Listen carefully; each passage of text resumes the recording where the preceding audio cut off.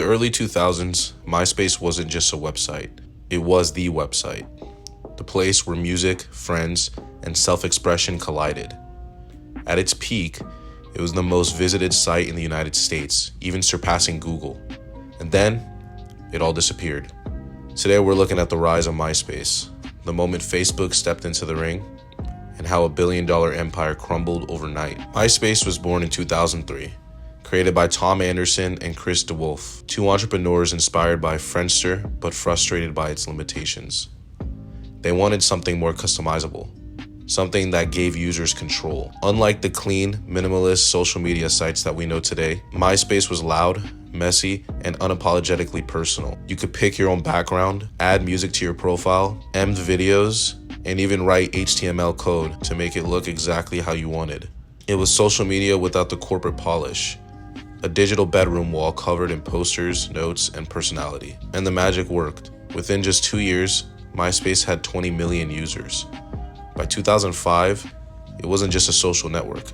It was the hub for pop culture and music discovery. In the mid-2000s, MySpace wasn't just a website. It was a revolution. It became the beating heart of the internet, a digital playground where millions of people, especially teenagers and young adults, logged in every single day to connect, create, and express themselves in ways that had never been possible before. For musicians, MySpace was a game changer. Artists like Arctic Monkeys, Lily Allen, and even Katy Perry owed part of their success to the platform. It was a place where unsigned bands could upload their tracks, build a following, and get discovered by fans and record labels alike, sometimes even overnight. But it wasn't just about music.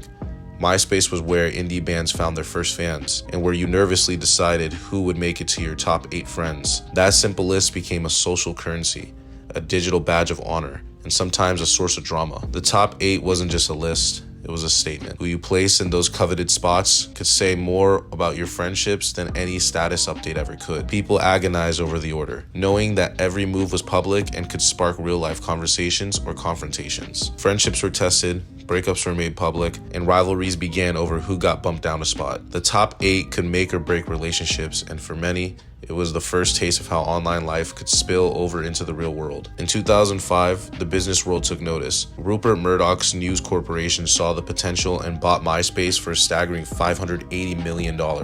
It was one of the biggest tech deals of the decade, signaling that social media was about to become big business. After the acquisition, the site exploded in popularity, hitting 100 million accounts by 2006, and briefly becoming the most visited website in the United States, and even surpassing Google. MySpace was everywhere, on TV, in magazines, and in conversations at school and work. At its peak, MySpace was adding 230,000 new users every single day. The numbers were staggering, and the site's influence seemed limitless. Everyone wanted a piece of the MySpace magic. It had the music, the celebrities, and the culture all in one place.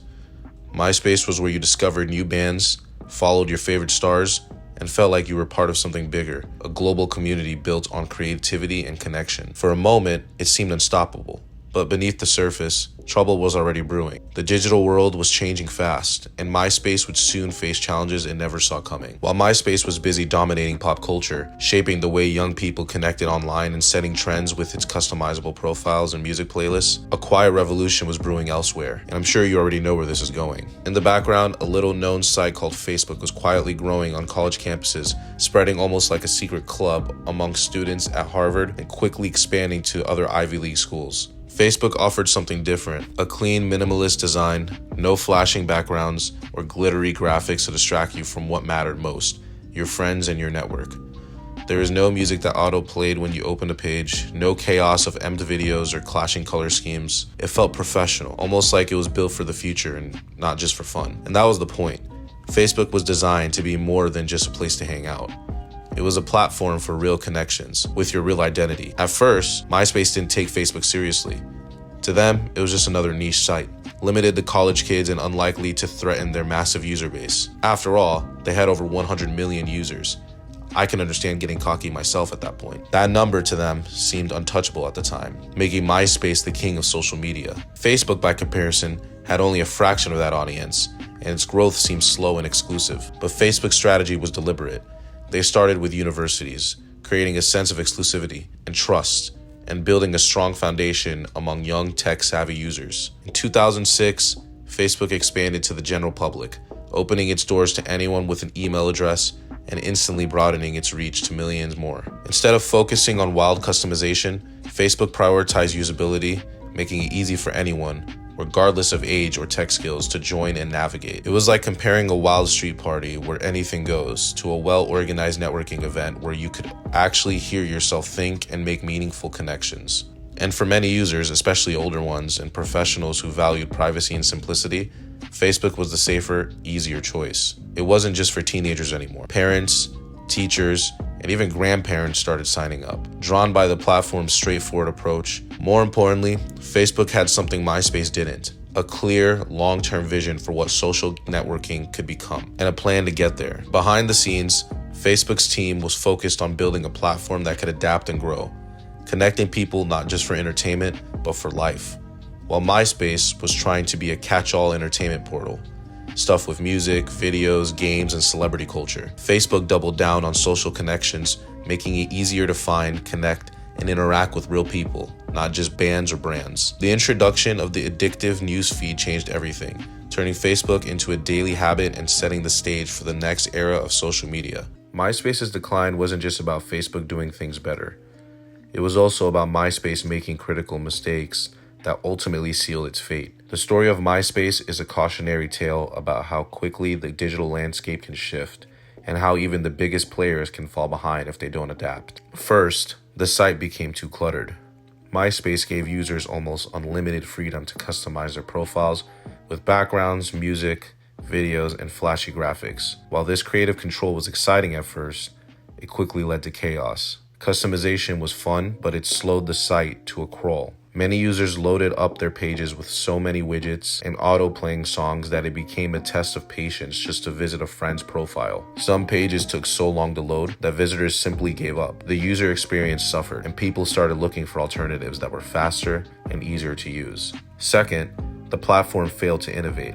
While MySpace was busy maintaining its status quo, the rest of the internet was evolving rapidly. The company's development team struggled to keep up with changing trends and user expectations. Facebook was introducing news feeds, photo tagging, and cleaner layouts, features that made connecting and sharing easier and more enjoyable. These innovations set a new standard for what users expected from a social network. Meanwhile, MySpace kept its outdated design, which started to feel clunky and old-fashioned compared to Facebook's sleek, modern look. Third, under News Corp ownership, MySpace prioritized ad revenue over user experience. The focus shifted from building a great community to maximizing profits, often at the expense of the people actually using the site. The site became overloaded with banner ads, pop-ups, and sponsored content. Users were bombarded with advertising everywhere they looked, making the platform feel more commercial and less personal. By 2007, it felt less like a social network and more like a billboard. The sense of community that once defined MySpace was being drowned out by relentless marketing. There was also a cultural shift happening. Social media was growing up, and so were its users. People wanted a platform that felt more personal, more professional, safer, and less chaotic. As Facebook gained momentum, MySpace developed a reputation for being the messy site. The one for teenagers, spam bots, and bands trying to promote their music. It became harder for regular users to find meaningful connections. Adults and businesses moved to Facebook, and advertisers followed. The platform's clean design and real name policy made it more appealing to professionals and brands alike. By 2008, Facebook had officially overtaken MySpace in global users. The shift was dramatic, and it happened faster than anyone could have expected. And once the momentum shifted, there was no turning back. MySpace became a relic of the early internet era, a reminder of how quickly things can change when innovation and user experience are ignored. In 2008, MySpace was valued at $12 billion. Just 3 years later, it was sold for $35 million. Millions of users had migrated to Facebook, and MySpace became a ghost town almost overnight. Bands abandoned their pages, teenagers moved on, and even Tom Anderson, the smiling face of every new profile, left the company in 2009. It wasn't just a loss of numbers, it was a cultural disappearance. MySpace had gone from defining online social life to becoming an internet punchline in record time. Today, MySpace still technically exists, rebranded as a music-focused platform. But for most of us, it's just a nostalgic memory of glittery backgrounds, emo song lyrics, and Tom's friendly smile. The fall of MySpace taught the tech world a hard lesson. On the internet, popularity can vanish overnight, and the next big thing is always around the corner. Facebook would go on to dominate for the next decade, only to face its own challengers like Instagram, TikTok, and whatever else comes next. But for those who lived it, MySpace wasn't just a website, it was the soundtrack to an era. MySpace's story isn't just about losing to Facebook. It's about how innovation, user experience, and adaptability decide who stays and who fades into history. If you enjoyed this video, make sure to like and subscribe with post notifications on. As always, I'm Dominic, and I'll see you in the next deep dive.